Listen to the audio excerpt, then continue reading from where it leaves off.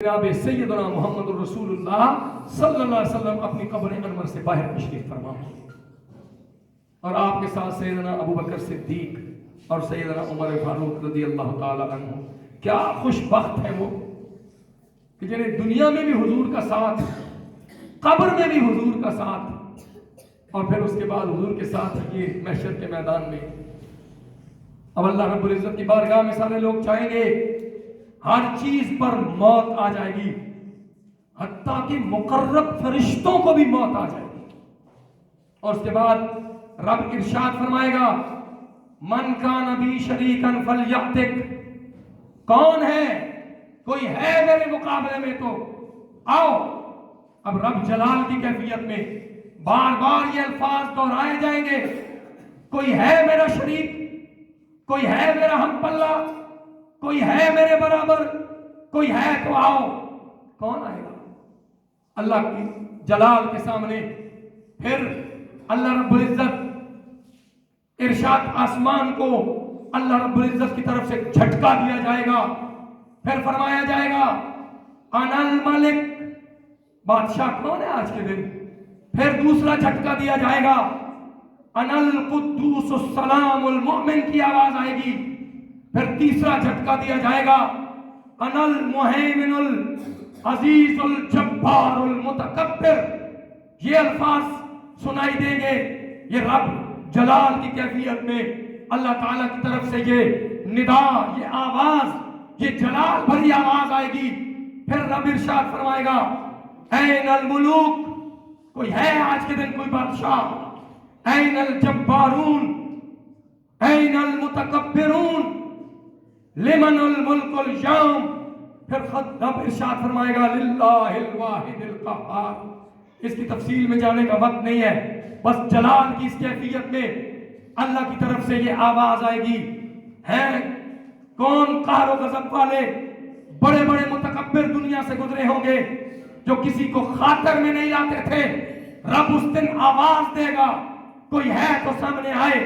کوئی تکبر والا، کوئی جبار، کوئی متکبر، کوئی قہار، کوئی طاقت والا، کوئی اپنی طاقت کے زور پر لوگوں کو دبانے والا، کوئی لوگوں کو ظلم و ستم سے آزمانے والا، کوئی سامنے نہیں آئے گا. میرا رب پھر قرآن مجید میں ارشاد فرماتا ہے، اللہ رب العزت کی طرف سے آواز آئے گی وَيَوْمَ نُسَيِّرُ الْجِبَالِ، جس روز ہم ہٹا دیں گے سارے پہاڑوں کو. وَتَرَى الْأَرْضَ بَارِزَةً، اللہ کہتا ہے تم دیکھو گے جب قیامت آئے گی وَيَوْمَ نُسَيِّرُ الْجِبَالِ، یہ سارے پہاڑ جو پوری طاقت سے زمین پر جمے ہوئے ہیں، ہم ان پہاڑوں کو اڑا کے رکھ دیں گے، ہم ان پہاڑوں کو ہٹا دیں گے. وَتَرَى الْأَرْضَ بَارِزَةً، اور لوگوں تم دیکھو گے ہم یہ جو زمین ہے نا اس کو کھلا میدان بنا دیں گے. کوئی پہاڑ نہیں ہوگا، کوئی بلڈنگ نہیں ہوگی، ساری زمین کو ہم کھلے میدانوں میں تبدیل کر دیں گے. وَحَشَرْنَاهُمْ، ہم سب کو جمع کر لیں گے. فَلَمْ نُغَادِرْ مِنْهُمْ أَحَدًا، کوئی بھی ایک بھی پیچھے باقی نہیں رہے گا. وَعُرِضُوا عَلَى رَبِّكَ صَفًّا، یہ لوگ صفے باندھے ہوئے جو دنیا میں طاقت والے تھے، جن کی گردنیں جھکتی نہیں تھی، جو کسی کو خاطر میں نہیں لاتے تھے، رب کا قرآن کہتا ہے وَعُرِضُوا عَلَى رَبِّكَ صَفًّا، یہ صفے باندھ کر کوئی بھی پیچھے نہیں رہے گا. اپنے رب کی بارگاہ میں گردنیں جھکا کر کانپتے ہوئے، لرزتے ہوئے، ڈرتے ہوئے اپنے رب کی بارگاہ میں حاضر ہو جائیں گے.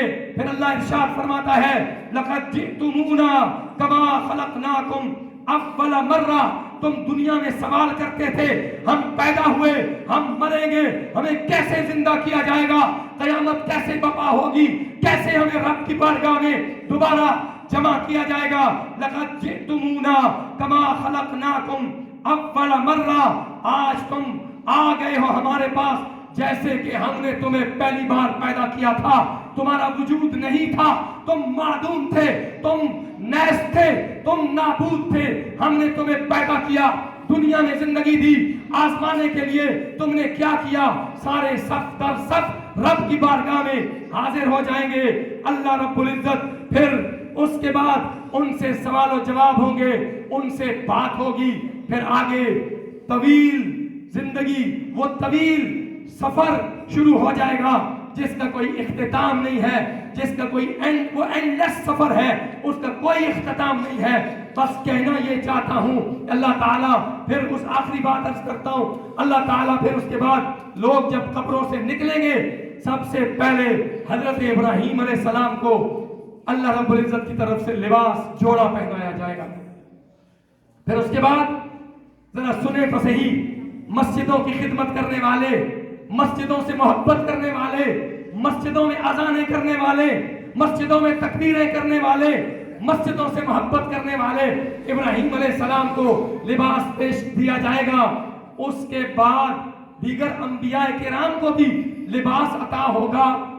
اب وہ لوگ جو مسجدوں سے محبت کرتے ہیں ان کے لیے، اور وہ لوگ جو مسجدوں میں اذانیں دیتے ہیں ان کے لیے کیا ہوگا؟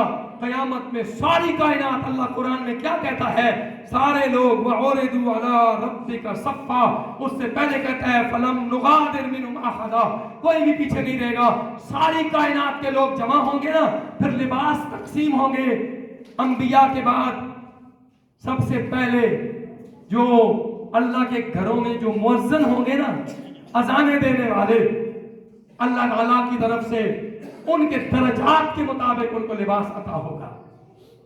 اذانیں دینے والوں کو، اور جو اذانیں پڑھنے والے ہیں، یہ کل قیامت میں جب آئیں گے نا، لوگ ان کو پہچانیں گے کیسے؟ حضور صلی اللہ علیہ وسلم کی حدیث ہے، اور ان کی گردنیں اونچی ہوں گی، ایسے لمبی گردنیں ہوں گی ان کی، سارے لوگوں میں نمایاں نظر آئیں گے، یہ مؤذن ہوں گے۔ پھر اس کے بعد ساری کائنات کے لوگ ہوں گے، اللہ خطاب فرمائے گا، طویل باتیں ہیں، سورہ طارق میں ان کا ذکر موجود ہے۔ پھر اللہ رب العزت یوں سمجھیے کہ بہت بڑا پروٹوکول ہوگا اس دن۔ کن لوگوں کا؟ اللہ کی طرف سے آواز آئے گی، این الفقہاء، امت کے فقیر کدھر ہیں؟ امت کے راستوں کو آسان کرنے والے کدھر ہیں؟ این الائمہ، امت کے امام کدھر ہیں؟ این المؤذنون، مؤذنون، اذانیں دینے والے، مسجدوں کو اللہ کے نام سے آباد کرنے والے کدھر ہیں؟ پھر ایک اور بلکہ حدیث شریف کا لفظ ہے، ان المؤذن لا يدوز فی قبرہ، قبر کا کیڑا مسجدوں میں اذان دینے والوں کے جسم کو نہیں کھائے گا۔ اس لیے ایک دوسرے سے آگے بڑھ کے مسجدوں کی خدمت کیجیے۔ وقت ختم ہو گیا، اسی پہ اکتفا کرتا ہوں اس دعا کے ساتھ کہ رب تعالیٰ ہمیں زندگی میں موت، قبر، حشر کی تیاری کی توفیق عطا فرمائے، اور مالک ہمیں اپنے کرم سے ہمارے لیے آسانیاں پیدا فرمائے۔ اللہ تعالیٰ ہم سب پر رحم و کرم فرمائے۔ وما علینا الا البلاغ المبین۔